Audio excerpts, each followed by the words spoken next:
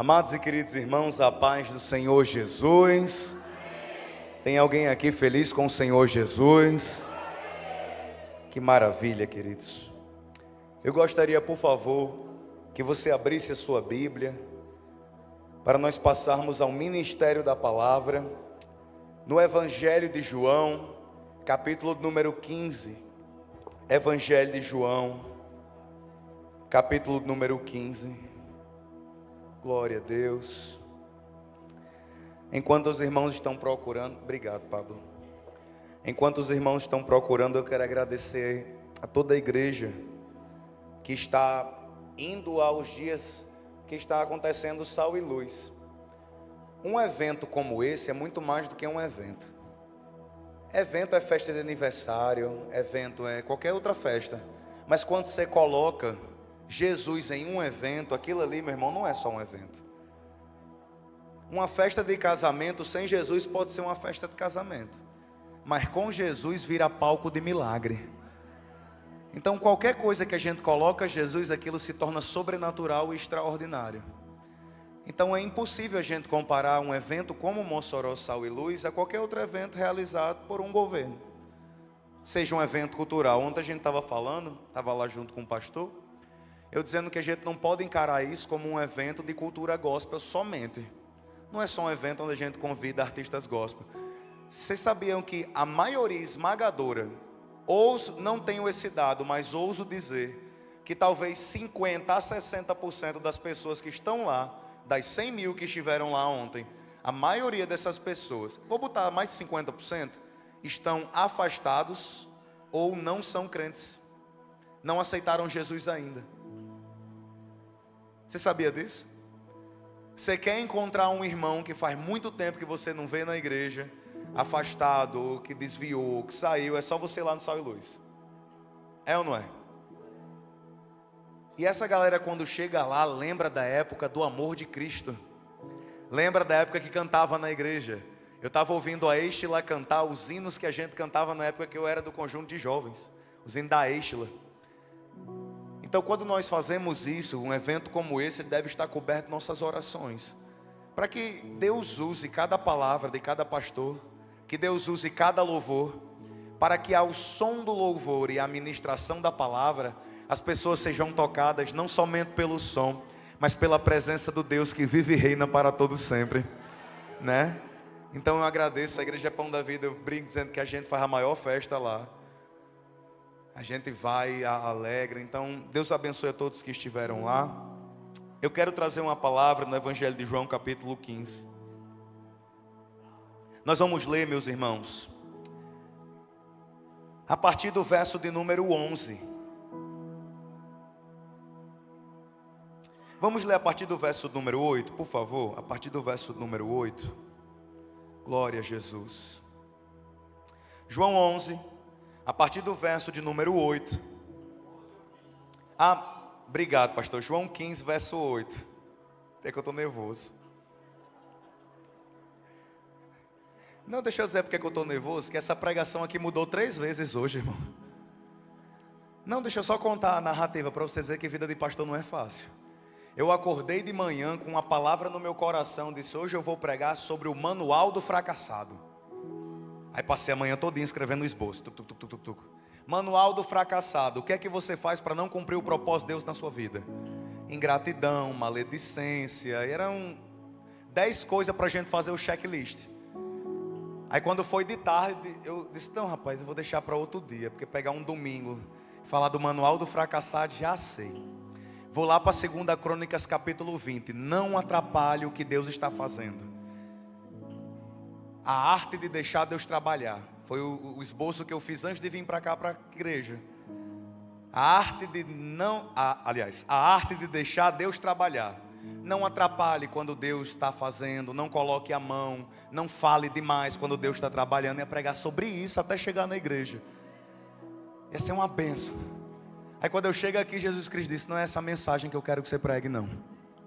Então, hoje, seguindo a direção do Espírito Santo, nós vamos falar sobre as faces do amor de Cristo.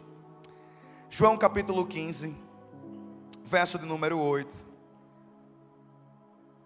as faces do amor de Cristo. Nisto é glorificado o meu Pai, que vocês deem muito fruto, e assim mostrarão que são meus discípulos. Como o Pai me amou, também eu amei vocês. Permaneçam no meu. Se vocês guardarem os meus mandamentos, permanecerão no meu amor. Assim como também eu tenho guardado os mandamentos de meu Pai, e no seu amor eu permaneço.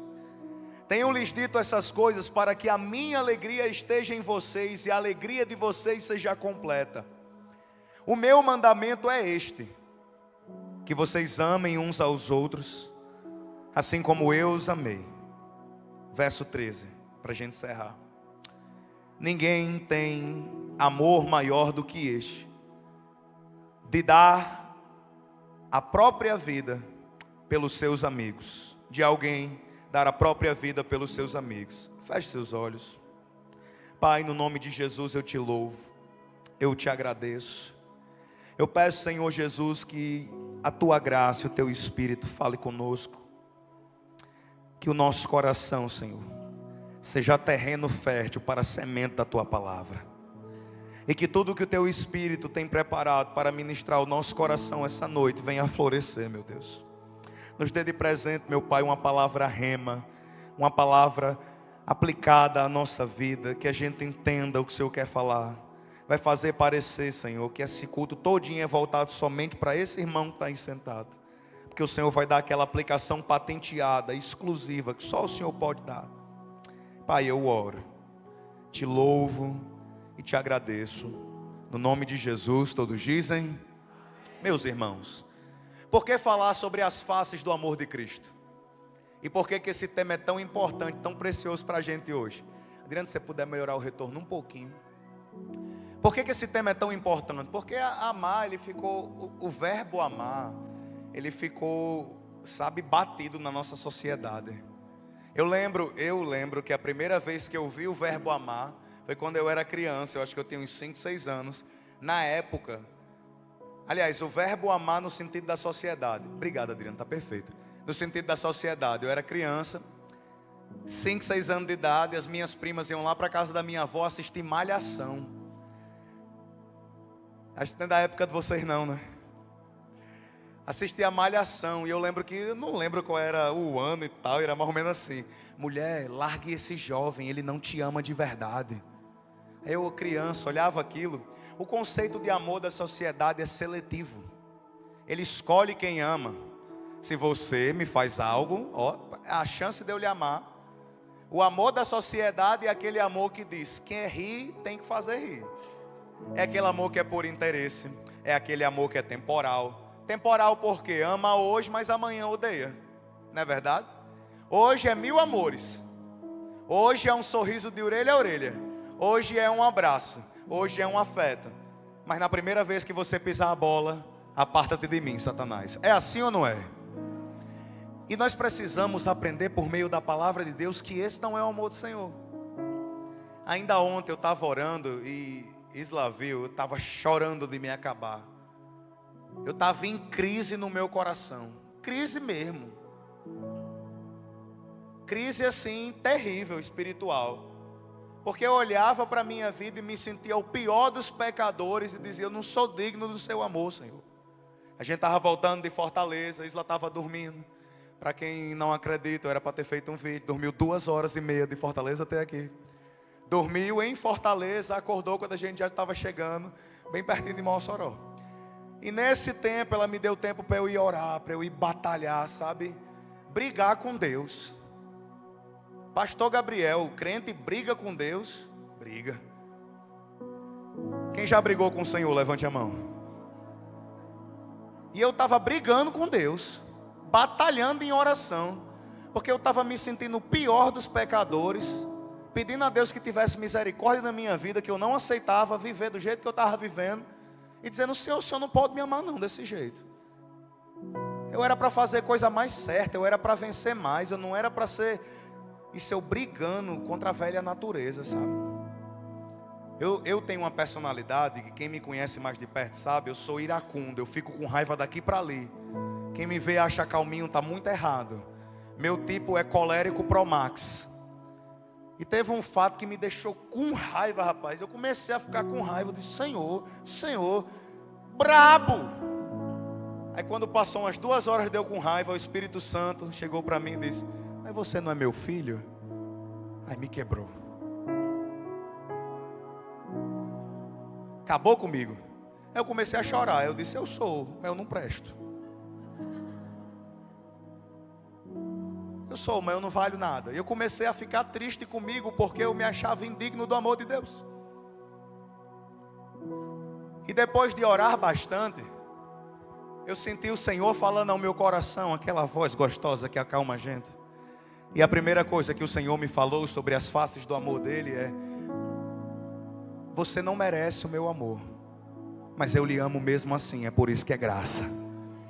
E eu queria que você segurasse na mão da pessoa que está do seu lado, desse um sorriso bem bonito para ela e fala: seja sincero, eu sei que você não merece ser amado por Deus, mas mesmo assim, Jesus te ama e gosta de você. Pode dar um glória a Deus, aplaudir esse Deus que nos ama. A primeira coisa que eu quero falar para vocês é o amor de Deus, que ele é ágape. Como assim, pastor Gabriel? Na Bíblia Sagrada, a galera do Instituto Bíblico já me viu falar sobre isso. Já eu chego na parte da transformação. Não penso que eu vou passar pano para pecado. Não é sobre isso a mensagem, não é hipergraça, não é essa a nossa teologia. Mas o amor de Cristo, ele é ágape. Existem pelo menos 3 tipos de amor que são relatados no Novo Testamento: o amor eros, o amor fíleo e o amor ágape. O amor eros é o amor conjugal. É o amor que você sentiu quando você bateu os olhos pela primeira vez na sua esposa.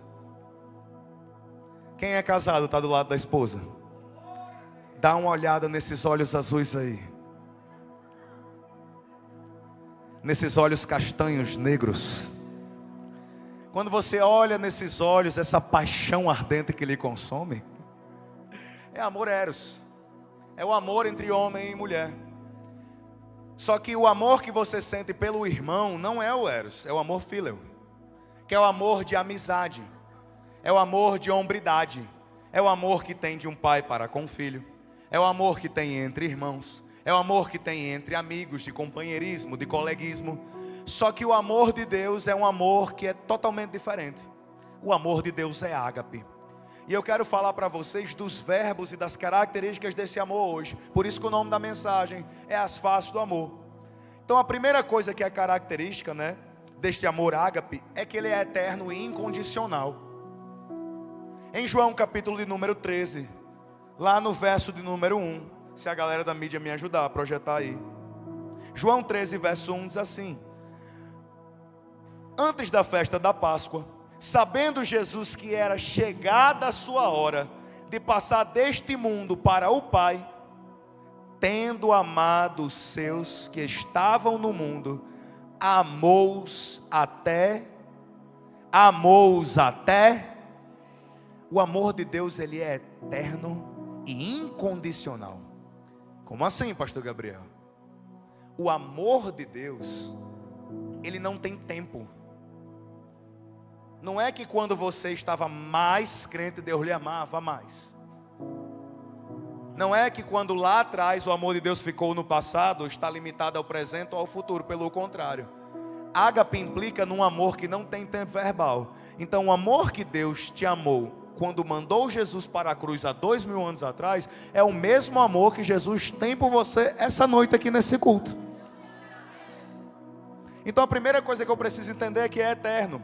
Lá no livro de Jeremias, deixa eu mostrar para vocês, salvo me engano, eu estava escrevendo aqui rápido, capítulo número 31, verso de número 3. Jeremias 31, 3 diz assim: com amor eterno eu te amei, e por isso com bondade te atraí. Olha o que Deus está falando para Israel: com amor eterno te amei. O seu marido só pode lhe amar enquanto ele tiver vida. A vida que ele tem condiciona o amor. Correto?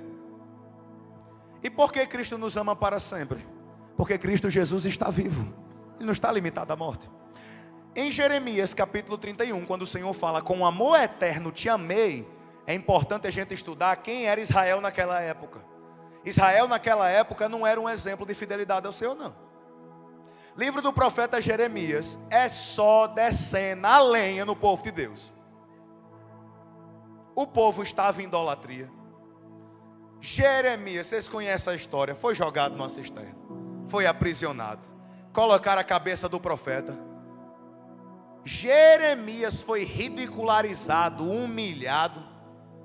E no capítulo número 31, diante de um Deus que estava condenando todos os pecados de Israel, idolatria, rebeldia, prostituição espiritual, Jeremias chega e faz uma declaração de amor porque Deus mandou. Palavras do Senhor por meio do profeta Jeremias: com amor eterno eu te amei. O estado espiritual do povo não mudou o amor de Deus. Pastor Gabriel, por que é tão importante eu entender isso para a minha vida hoje? Porque é muito comum os crentes associarem o amor que Deus sente por eles através da intensidade da sua fé. Deixa eu dizer um negócio para você. No dia que você está fraquinho, no dia que você está despedaçado, no dia que você está quebrado, no dia que você não teve nem forças para orar, no dia que você não conseguiu nem ler a Bíblia, no dia que você se sentiu perseguido, no dia que você respondeu a alguém, no dia que você pecou, a Bíblia me garante que Deus continua te amando nesse dia. Pastor, que doideira. Não faz sentido nenhum. Quer que eu diga mais? O ateu que pragueja lá fora, zombando de cada um que está aqui, deixa eu contar um segredo para você. Deus ama. Não, vamos piorar o nível, vamos deixar a nossa religiosidade falar mais alto, né? Vamos piorar. A galera lá da macumba, da umbanda, do candomblé, do sei o que, da feitiçaria, que trabalha para botar o nome dos crentes na boca do sapo, deixa eu dizer um negócio para você. Deus ama. E talvez você não esteja preparado para essa verdade. Deixa eu falar mais. O cara que está preso por tráfico de drogas, triplo homicídio, estupro, lá na Mário Negócio, lá na penitenciária federal, deixa eu dizer um negócio para você. Deus ama. Só que a gente não aceita isso. Porque na nossa régua, o nosso pecado é diferente do pecado do meu irmão. E eu quero dizer para você que o amor de Deus, ele é eterno e incondicional. Eu preciso que você, meu irmão, tenha ciência disso. Para que no dia que você achar que o amor de Deus não está te alcançando, você se lembre que não existe lugar neste mundo que você possa fugir do amor de Deus pela sua vida. Agora sim, não romantize amor. A gente acha que amor de Deus é simplesmente um abraço, um afeto, um carinho. Não é. Tem gente que Deus ama e a demonstração desse amor é permitindo essa pessoa quebrar a cara. Tem gente que a demonstração do amor de Deus é protegendo, é provendo, é sustentando com a mão. Mas tem gente que a demonstração do amor de Deus é botando ele num vale de ossos secos. Quantas pessoas eu conheço que o amor de Deus as alcançou por meio de um luto?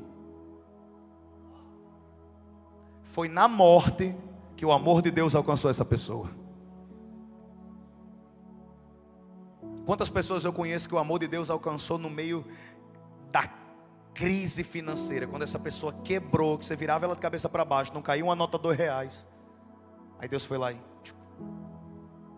Mas eu quero que você entenda, primeiro tópico da nossa mensagem, que o amor de Deus, ele é eterno e incondicional. O amor de Deus também é expresso em várias palavras na Bíblia. Por exemplo, bondade e misericórdia são expressões do amor de Deus.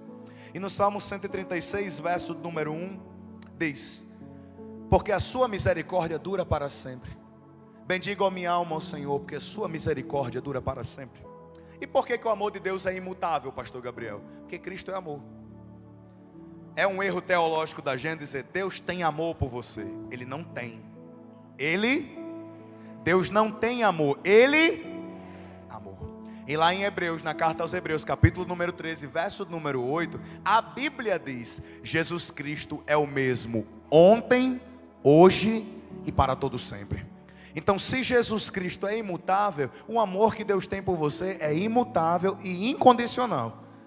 Segura na mão da pessoa que está do seu lado, dá um lindo sorriso para ela e fala assim: Jesus Cristo te ama mesmo assim. Eu até brinquei, eu não sei se foi no culto de Santa Ceia, a semana retrasada, eu estava citando um louvor apócrifo. Um louvor apócrifo, pastora Jossanete. Está lá, é corinho de fogo apócrifo. Você não vale nada, mas eu gosto de você. É um louvor apócrifo. Segunda coisa que nós vamos falar: o amor de Cristo é resgatador. O que é que significa isso, pastor Gabriel? Deus te ama tanto que não permite que você continue no lugar de pecado que você estava. É resgatador. Paulo, quando ele escreve a sua carta, ele diz que o Senhor nos transportou do reino das trevas para o seu reino de maravilhosa luz. A Bíblia nos mostra, primeira coisa, eterno e incondicional. Segunda coisa, qual é a segunda face do amor de Cristo? Resgatador. Deus te ama tanto que não permitiu que você continuasse vivendo a vida de pecado. Porque Ele sabia que o fim da vida de pecado que você estava levando era o inferno. E como Ele te amava, Ele deu um jeito, Ele criou uma circunstância, Ele moveu uma situação para lá no mundo pegar você e resgatar para a presença dEle. Meu irmão, isso é muito maravilhoso. É muito perfeito. O amor de Cristo é resgatador. A gente tem N exemplos da Bíblia de Deus resgatando, de Deus indo lá e agindo, tirando do lugar onde a pessoa estava e trazendo para a salvação. Poderia citar o apóstolo Paulo, que vivendo uma vida dissoluta de pecado, todo trocado nas suas convicções religiosas, o Senhor foi lá e resgatou ele. Olha que coisa perfeita. Quando Deus resgata, Ele apaga. Provérbios diz que o amor encobre uma multidão de pecados. A Bíblia relata nos evangelhos que quem é muito perdoado, muito ama. Muito ama. A dívida era grande, mas o amor foi lá e resgatou você. Eu quero convidar você, pega a sua Bíblia, por favor. Aleluia. Abre a sua Bíblia comigo lá em Efésios. Nós vamos falar desse amor que é resgate. Efésios no capítulo número 1.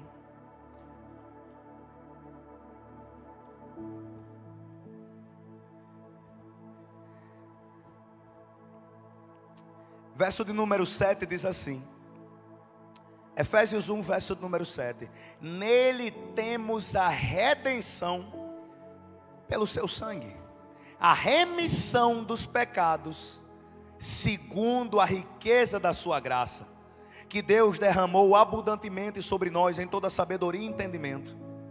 Ele nos revelou o mistério da sua vontade, segundo o seu propósito, que Ele apresentou em Cristo. Foque no verso de número 7, quando diz, nele temos a redenção. Você sabe qual é o maior vilão da maioria dos crentes? O seu passado. O maior vilão, eu sou pastor já há alguns anos, mas eu aceitei Jesus desde que eu tinha 9 anos de idade.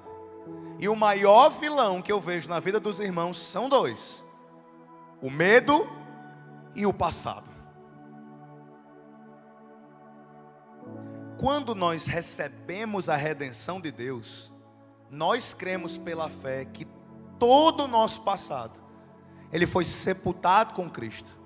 Deixa eu lhe dizer uma coisa, espiritualmente falando, você não é a mesma pessoa que cometeu os pecados lá atrás. Você é uma nova criatura em Cristo Jesus.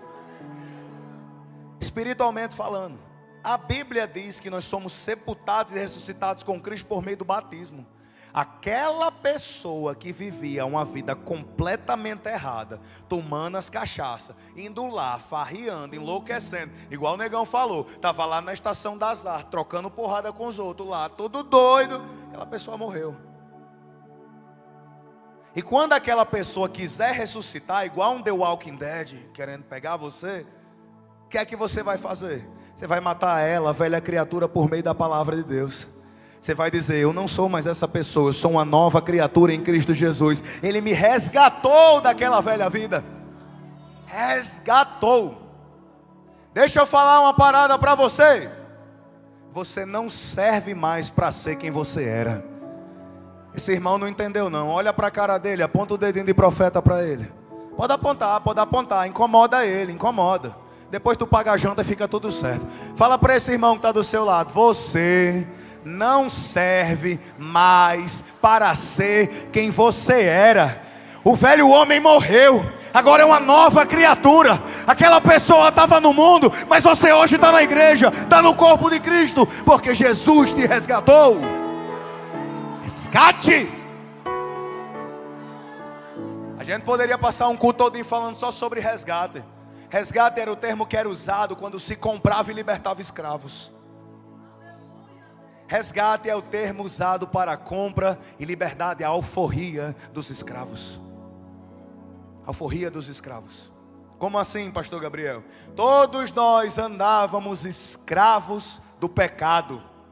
O pecado era a corrente que nos amarrava, era a corrente que nos trancava e aprisionava a nossa vida. Escravos do pecado. E tinha um capataz do pecado, o nome dele era Satanás. Capataz do pecado.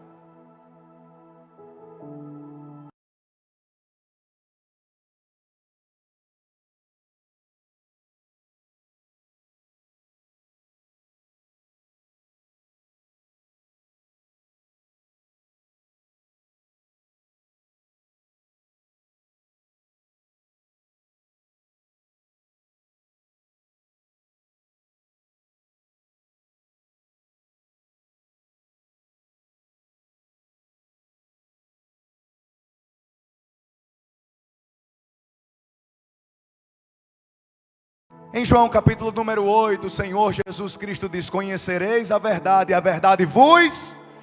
No mesmo capítulo, lá no verso número 36, diz: e quando você, se o Filho te libertar... Meu irmão, Jesus Cristo te libertou. Você está achando que você está acorrentado, que você está atado, que você está amarrado, mas a graça de Deus já quebrou essa corrente. Esses dias eu estava tendo uma aula de história com o pastor Romero. Ele falando para mim, dizendo que, ó, pastor, a libertação dos escravos do Brasil foi um negócio muito de fachada. Ele contando para mim que a maioria dos escravos era liberto, voltava e continuava trabalhando no mesmo canto. Era liberto e voltava e continuava trabalhando no mesmo canto. Olha aí. Estava lá o escravo, lá no engenho de cana. Foi liberto, aí saía. Só que aquele escravo não sabia o que fazer. Aí ele voltava lá para o dono da fazenda e disse: então empreguei para mim não? Fazendo o quê? Fazendo o que eu fazia antes, olha. A maioria dos crentes tem essa mesma mentalidade. É um escravo que se libertou de maneira física, mas não libertou a mente. O povo de Deus passou exatamente por isso. Eles saíram do Egito, mas o Egito nunca saiu do coração deles. E quando eles estavam no meio do deserto, eles diziam: rapaz, bom era lá, olha. Lá tem umas cebolas zona assada, top. Eles comiam picanha, dava só a cebola pra gente.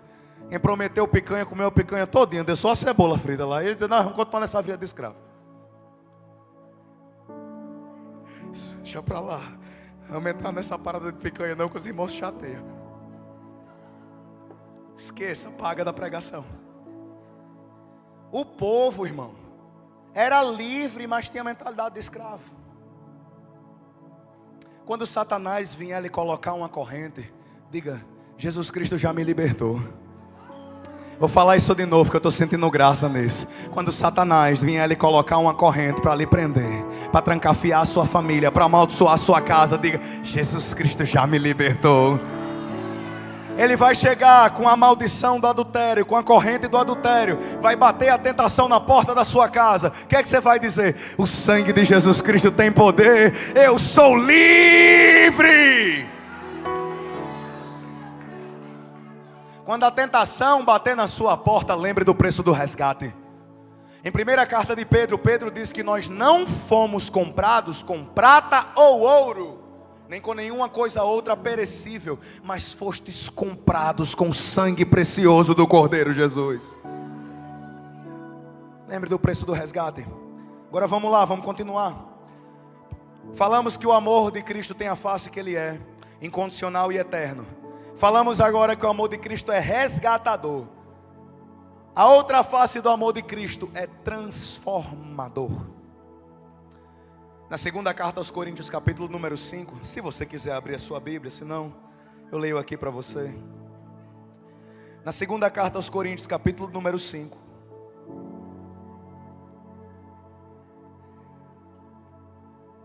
Lá no verso de número 15. Diz assim: e Ele morreu para que os que vivam não vivam mais para si mesmos, mas para aquele que por eles morreu e ressuscitou. Olha que interessante. Jesus Cristo morreu por todos. Por quem, igreja? Para que os que vivem não vivam mais para si mesmos, ou seja, tem uma vida nova, mas para aquele que por eles morreu e ressuscitou. Assim que nós, daqui por diante, a ninguém conheçamos segundo a carne, e sim conhecemos Cristo segundo a carne, já agora não conhecemos deste modo. Deixa eu explicar esse verso 16, que eu sou apaixonado por esse verso 16. Meu irmão, não despreze o potencial de alguma coisa. Hoje é muito fácil você chegar lá na casa do pai e dizer: pastor Chico deu uma acertada boa aqui, viu? Terrenozão amplo, olha aí essa principal passando aqui, né? Chegaram lá na igreja do Belo Horizonte, pastor Chico acertou aqui, ó, pista zona duplicada, asfaltada na porta da igreja.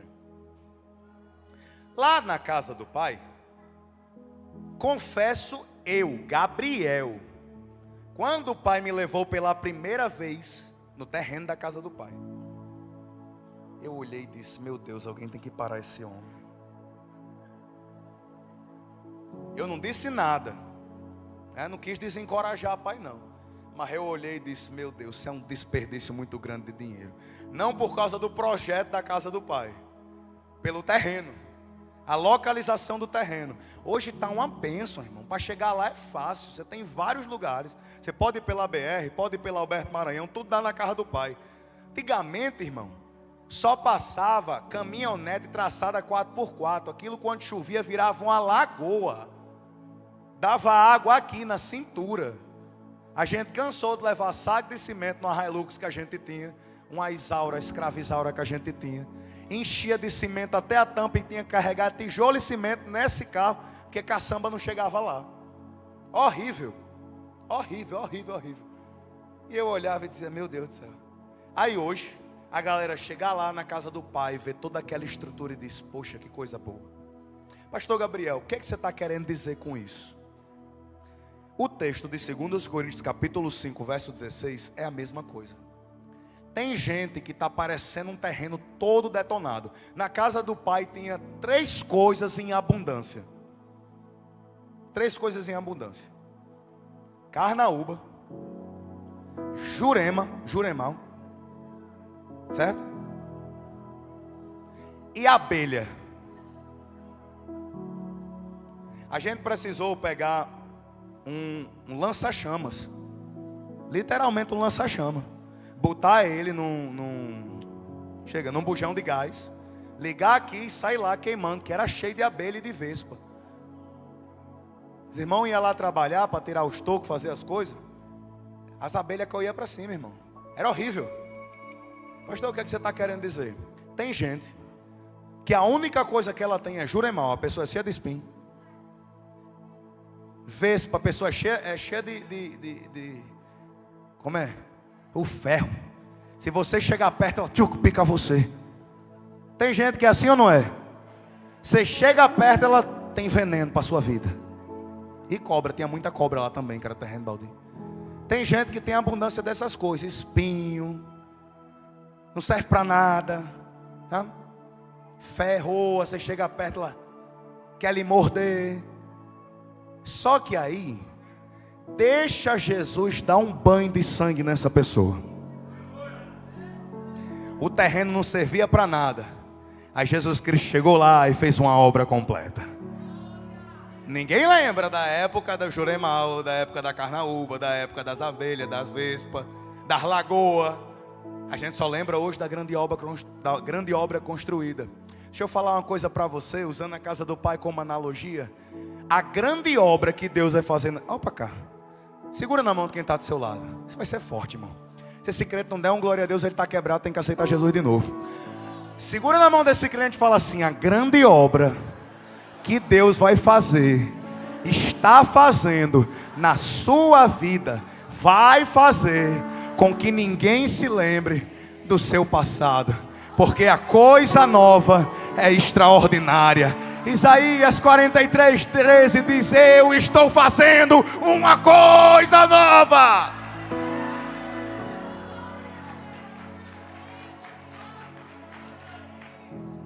A gente olha para a pessoa e diz: isso não presta para nada, homem. Nem para bucha de canhão isso serve. Serve para nada. Não serve para nada. Serve para nada. Aí Jesus vai lá dar um banho de graça.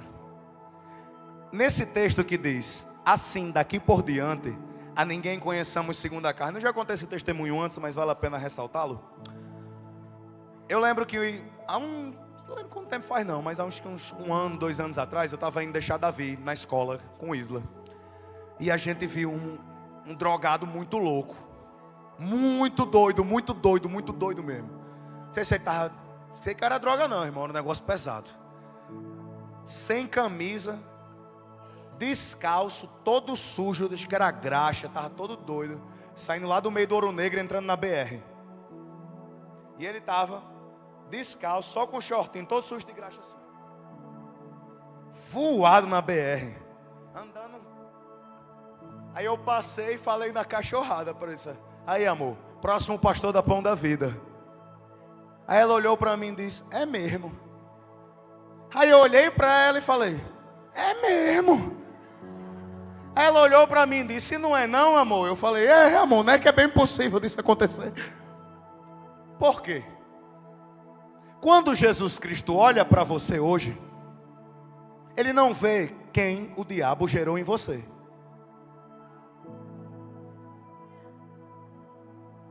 Quando Jesus Cristo olha para você hoje, quando Deus olha para você hoje, Ele não vê as sequelas que o diabo fez, os traumas, as pancadas, a humilhação, o perfil de escravo, a depressão, a ansiedade, a desconfiança, a síndrome do pânico, o coração machucado, aquela pessoa que tem receio de tudo e de todos. Ele não vê. Porque em todo o universo só tem um que vê o futuro. Sabe por que o diabo só fala do seu passado? Porque ele não sabe o que Deus vai fazer com você amanhã. Vou falar de novo. Sabe por que o diabo só fala do seu passado? Porque ele não sabe o que Deus vai fazer na sua vida amanhã. Aí ele não tem matéria nova, ele não sabe o que vai acontecer. Aí ele fica querendo que você lembre do passado, que você lembre do pecado, que você lembre do erro, que você lembre do fracasso. Mas o Espírito Santo lhe impulsiona a olhar além.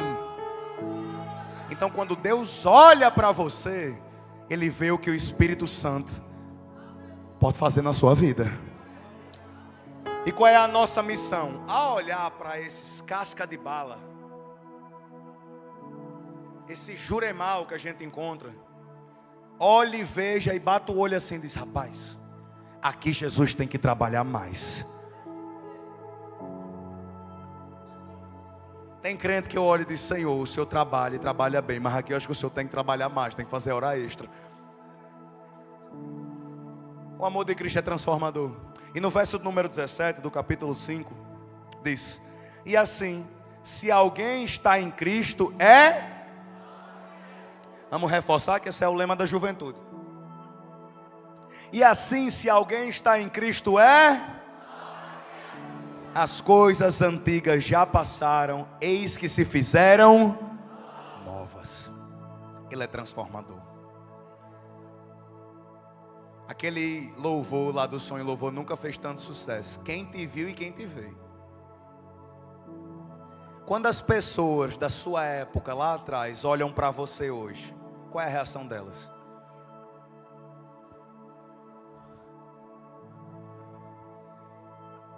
Olha, vou falar de mim.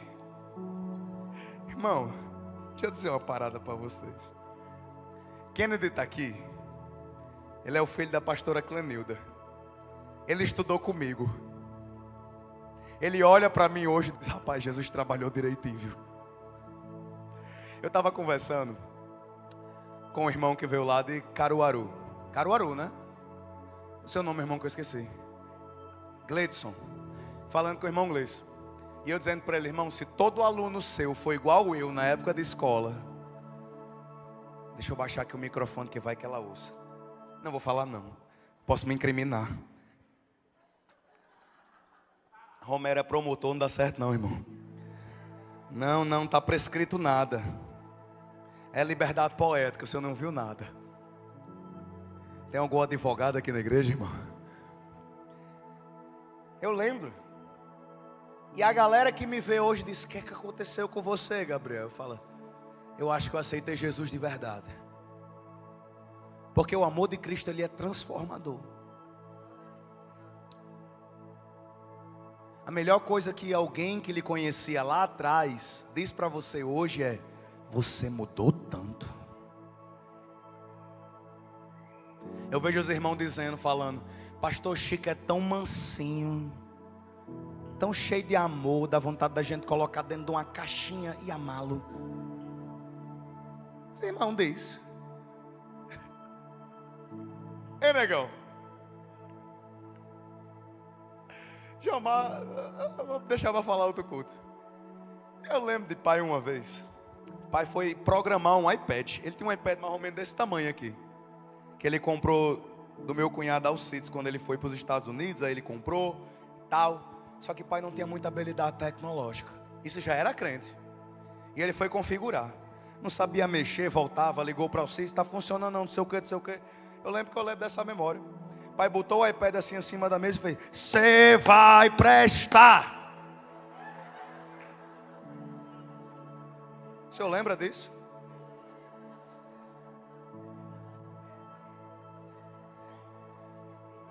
No outro domingo, pai levou o iPad para um irmão da igreja que era técnico de informática.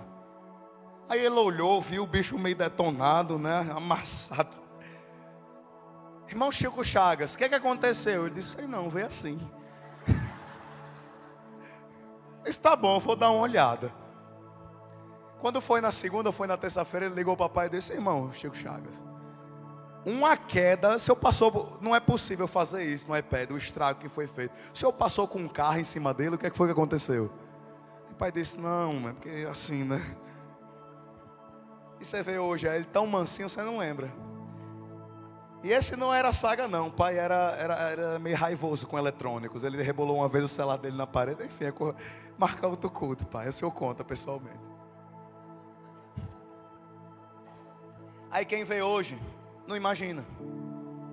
Por que eu estou dizendo isso para você? Da próxima vez que você for olhar para alguém lá do mundo, para aquela pessoa, vamos fazer um exercício? Pense agora. Feche seus olhos, que ajuda você a pensar. Não é para nós encerrar o culto não, viu? Estou quase terminando, mas agora não. Feche seus olhos. Pense na pessoa que você acha mais improvável aceitar Jesus. Não, o pior caso. Não estou falando daquela pessoa que visita a igreja não. Estou falando de inimigos de igreja. Inimigo de crente. Que tem ódio, que tem raiva. Que quando você convida para ir à igreja, ele falta dar na sua cara. Essa pessoa, já sabe quem é? Agora deixa eu liberar uma palavra.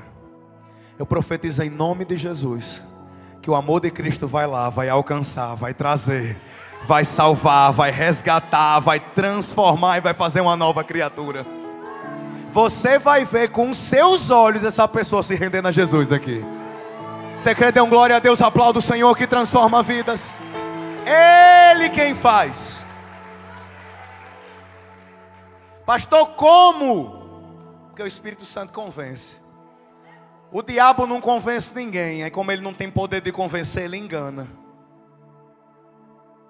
Só quem tem poder de convencimento é o Espírito Santo de Deus. Porque o Espírito Santo, ele faz uma parada que é impossível para nós. Ele faz uma testificação no coração. Pastor Gabriel, o que é isso? Na carta de João, aliás, no Evangelho de João, que nós lemos mais à frente, Jesus Cristo disse no capítulo 14 que o Espírito Santo irá testificar do pecado, da justiça e do juízo, e vai ensinar todas as coisas. Ou seja, o que é isso? Chega o momento em que o Espírito Santo pega a palavra de Deus e não tem coração de pedra que resista. Ela entra lá dentro e quebra o coração de pedra. Meu irmão, não importa quantas muralhas a pessoa edifique, a palavra de Deus transpõe muralhas. Porque a maioria dessas pessoas é toda armada, né? Ela recusa a oração, ela recusa a palavra, ela rejeita o convite. Só que aí a palavra entra. Já viu aquele ditado lá, está lá em Provérbios: água mole em pedra dura? Está lá em Provérbios. Então a gente precisa crer que o Senhor é capaz de transformar. O último tópico para nós encerrarmos, e o irmão que está do seu lado pagar a sua janta. Amor, segura na mão de mãe aí, viu?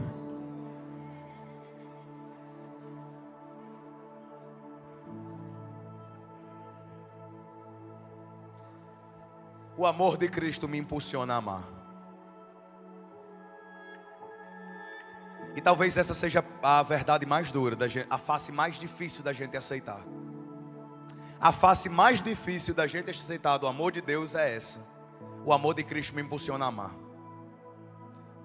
Eu estava falando nessa semana na reunião da Nova Juventude Pão da Vida, e disse para os jovens o seguinte: amar Jesus é muito fácil.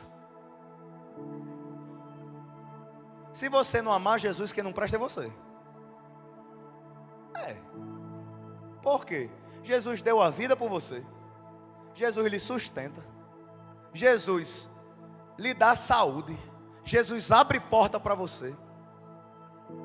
Jesus faz milagre, lhe cura. Você está aí todo lascado, Jesus me ajuda, Jesus vai e lhe socorre. Se a pessoa não ama Jesus, quem não presta é essa pessoa. Perdoa seus pecados. Não. É muito fácil. É muito fácil. Amar Jesus é muito fácil. Que Ele não só faz coisa boa para a gente.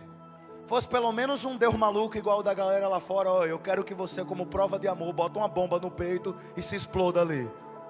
Difícil amar um Deus assim. Mas o nosso, que orienta o nosso casamento, que orienta nossas finanças, que orienta a nossa família, que nos ama de uma maneira incondicional, é muito fácil. Desenvolva esse raciocínio comigo. O desafio do Evangelho não é somente amar a Deus, é amar o próximo. E amar o próximo, vírgula, qualquer um. Quem é o meu próximo, Senhor? Perguntaram a Jesus: quem é o meu próximo? Havia um certo homem vindo de Jericó, indo para Jerusalém para oferecer sacrifício. E esse homem foi surpreendido, e um bando de salteadores o espancaram e deixaram quase morto à beira da estrada. Lhe tomaram tudo e lhe deixaram nu, quase morto. Vinha passando um sacerdote. Ele olhou, fingiu que não viu e foi embora. No mesmo lugar, na mesma rua, ia passando um levita. Ele olhou, fingiu que não viu e passou. Só que aí vem um bom samaritano, que vinha descendo. Ele olhou, ele viu. A Bíblia diz que ele carregava vinho. A Bíblia diz que ele carregava azeite. Ele administrou o azeite, ele administrou o vinho para as feridas. Ele o vestiu. Ele pegou aquele homem que estava à beira da morte, levou para a hospedaria. Disse ao dono da hospedaria: ele vai ficar aqui até eu voltar, cuide dele. deixou o dinheiro lá e disse: se faltar alguma coisa, quando voltar eu pago. E Jesus Cristo disse: quem foi que amou o próximo de verdade? Jesus estava dando uma lição nos fariseus. E quem demonstrou o amor foi quem nem deveria demonstrar, que era um samaritano. O desafio do evangelho, meu irmão, não é você amar aqueles que fazem um bem. Não é você simplesmente amar o seu pastor que prega para você, que lhe aconselha, que ora por você. Não é você amar as pessoas que lhe servem, que lhe amam, que lhe abraçam, que lhe emprestam, que lhe ajudam, que abrem portas, que lhe aconselham. É você amar quem lhe fere. É você amar quem lhe magoa. É você amar quem está lhe devendo dinheiro e não tem nem previsão de pagar. Olha para o irmão que está do seu lado e fala: amarás o veaco.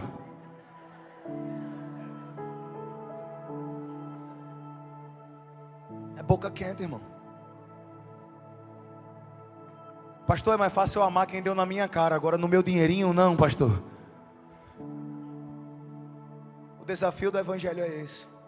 A última fase do amor de Cristo é amar o nosso próximo. E o amor de Cristo nos impulsiona a amar. Agora eu digo para vocês: é possível ou não para nós amar quem nos odeia? O que é que vocês acham? Quem acha que sim, levanta a mão. Quem acha que não, levanta a mão. Branco, nulo, indecisos.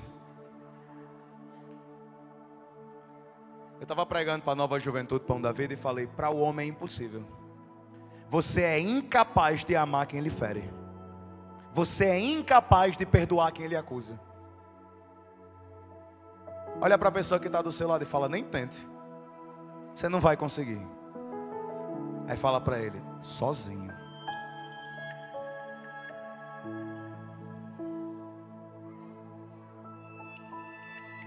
Quando é, pastor Gabriel, que eu vou conseguir amar o meu próximo? Quando eu estiver cheio do amor de Deus. Sabe por que para a gente é difícil amar quem nos odeia?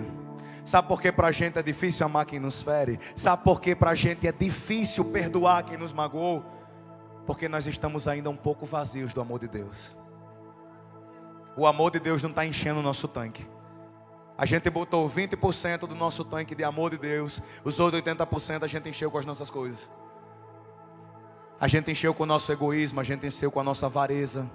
O amor de Deus que está na sua vida só é capaz de fazer você amar a Deus, amar seus irmãos na igreja um pouquinho, né? Porque tem uns irmãos que a gente às vezes quer matar, mas tudo bem, né? Quando você estiver cheio de amor é que você vai ser capaz de amar. Porque ninguém dá aquilo que não tem. Como é que você vai dar amor para quem lhe feriu se você não está cheio de amor? Como é que você vai falar de perdão se você não sente o perdão de Deus na sua vida? Meu irmão, só entende de misericórdia quem um dia precisou dela. Você sabe quem é bom de perdoar? Quem já foi muito perdoado. Vamos ficar de pé? Você sabe quem é fácil de perdoar? Quem é fácil de amar? Quem é fácil de abraçar?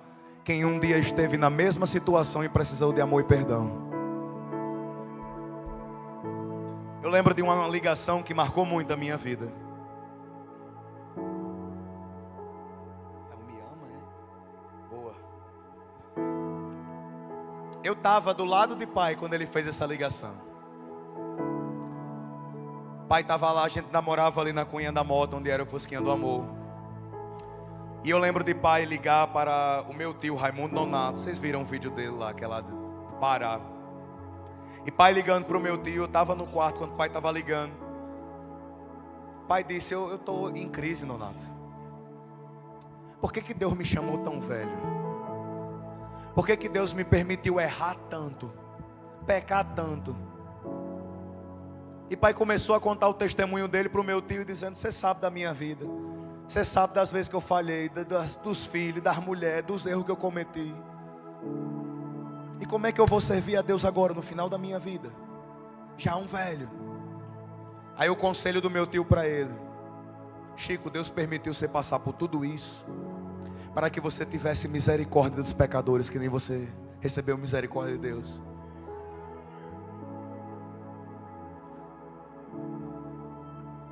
Você vai conseguir perdoar, você vai conseguir amar, quando você lembrar que um dia quem precisou desse perdão e desse amor foi você. Você vai conseguir abraçar quem lhe feriu, quando você se lembrar que um dia era você que estava precisando de um abraço. Volta e meia a gente precisa ser lembrado que um dia éramos nós no mundo, que um dia era eu arrebentado, um dia era eu com casamento abalado, um dia era eu fracassado, um dia era eu ruim. Só que um dia o Senhor Jesus Cristo chegou e mudou a minha vida. E agora qual é a minha missão? Mostrar para todo mundo que estiver ao meu redor que se Jesus mudou a minha vida, Ele pode mudar a vida de qualquer pessoa. Se Jesus transformou a mim, o apóstolo Paulo disse isso: a mim que antes era blasfemo, perseguidor da igreja, o pior de todos os pecadores, foi manifestado graça. Meu irmão, a Bíblia diz pra gente: se por pior tem jeito, que dirá para tu. O Senhor está falando para você essa noite, dizendo: eu tenho um jeito para a sua vida. Eu tenho certeza que essa palavra tem um endereço certo para irmãos que estão aqui. O seu esposo não pode lhe fazer sentir amada. O seu marido, a sua mulher. Não é o dinheiro que vai lhe dar completude de alma, plenitude de existência, mas é o amor de Cristo. Meu irmão, no fim de todas as coisas, tudo passa. Os dons vão passar. A pregação vai passar. O dinheiro vai passar. E no fim de todas as coisas só vai restar a fé, a esperança e o amor. Mas destes três, o maior é o amor. Jesus Cristo está dizendo para você essa noite: eu lhe amo. Quem aqui se sente amado por Deus? Eu quero que você coloque a mão no seu coração, feche seus olhos. Ore para que todos esses sentimentos caiam por terra e o amor de Cristo fale mais alto. Ore para que o amor de Cristo cubra os pecados. Ore para que o amor de Cristo vença os medos. Pai, no nome de Jesus, eu oro agora pela vida do meu irmão, para que o teu amor, Senhor, encha a vida dele, para que a tua graça, Senhor, transborde. Porque a tua palavra diz: onde abundou o pecado, superabundou a graça. Porque a tua palavra diz: nada nos separa do amor de Deus, nem a altura, nem a profundidade, nem o passado, nem o presente, nem o porvir, nem anjos, nem principados, nem potestades. Nada nos separa do amor de Deus que está em Cristo Jesus, o nosso Senhor. Aí eu oro, Senhor, para que o meu irmão seja cheio de amor.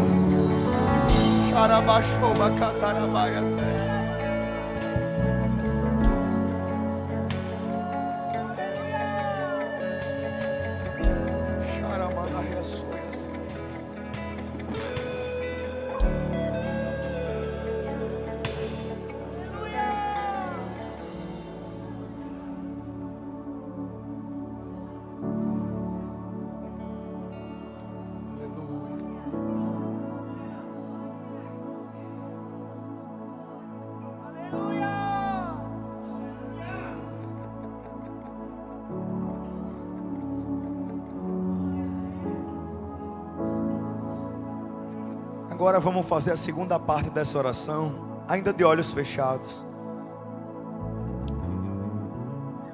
Que Jesus te ama, você já sabe. Que o amor de Deus está derramado sobre a sua vida, você já sabe. Mas agora é o Senhor que pergunta. Jesus fala ao seu coração agora e pergunta: tu me amas?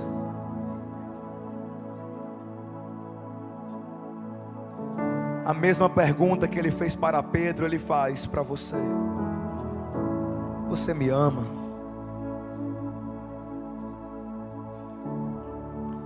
Você me ama mais do que os outros. É Jesus que está perguntando para você, meu irmão.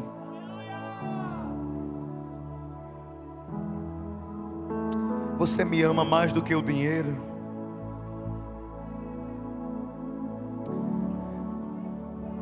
Você me ama mais do que você ama seu trabalho. Você me ama mais do que você ama sua família.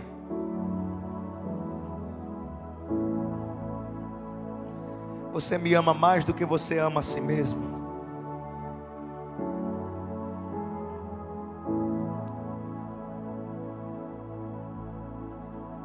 Pai, no nome de Jesus, eu sei, Senhor, que o objetivo dessa mensagem não é que a gente tenha um amor da boca para fora. Não é que a gente tenha um amor fingido, um amor que é condicionado. Um amor que está condicionado a se o Senhor nos abençoa, se o Senhor faz ou não faz. Deus nos perdoa. Nos perdoa, meu Deus. Porque às vezes, Senhor, deixamos a chama do Teu amor se apagar em nosso coração. Nos perdoa, Senhor, porque às vezes deixamos de Te amar por causa do nosso egoísmo. Deus, muitas vezes nós somos hipócritas. Nós somos falsos. Nós planejamos mal em nosso coração. Muitas vezes, Senhor, nós queremos amaldiçoar e praguejar, mas o Senhor não nos chamou para ser canal de maldição. O Senhor nos chamou para ser canal de bênção, meu Deus. Então, Deus, que Teu Espírito Santo, nesta noite, dê um batismo de amor nessa igreja. Pai, que quando as pessoas vierem nos encontrar, se essa palavra falou ao seu coração, e você crê naquilo que foi pregado aqui, que você precisa do amor de Cristo, que você é carente do amor de Deus, e se você está longe do Senhor Jesus, ainda não aceitou Jesus, estendeu a sua mão e reconheceu Jesus como seu Senhor e Salvador, levante a sua mão que eu gostaria de orar por você. Tem alguém aqui que quer entregar sua vida para Jesus? Levante sua mão.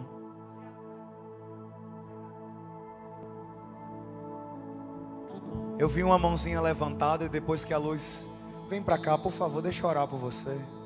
Traz ela para cá. Você pode aplaudir a Jesus pela vida do nosso irmão? Tem mais. Tem mais.